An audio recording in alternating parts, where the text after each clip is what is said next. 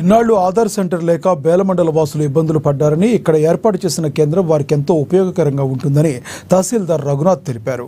మంగళవారం మండల వ్యవసాయ అధికారి సాయి తేజారెడ్డితో కలిసి ఆధార్ సెంటర్ను ప్రారంభించారు.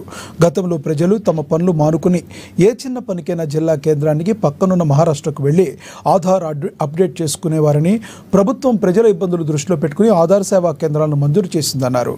దీంతో ప్రజల ఇబ్బందులు తొలగిపోయాయని తెలిపారు. ఇక్కడ నుండి మండల ప్రజలందరూ అవకాశాన్ని సద్వినియోగం చేసుకోవాలని కోరారు.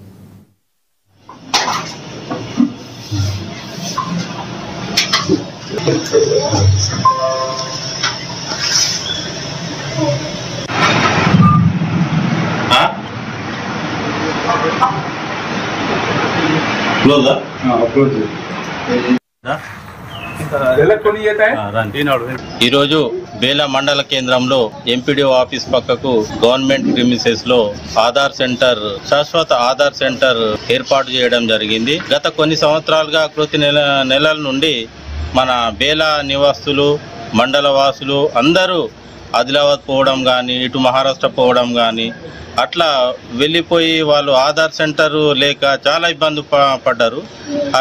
ఈ ఇబ్బందులు ఇప్పటి నుండి వాళ్ళ కష్టాలన్నీ దూరం అవుతున్నాయి.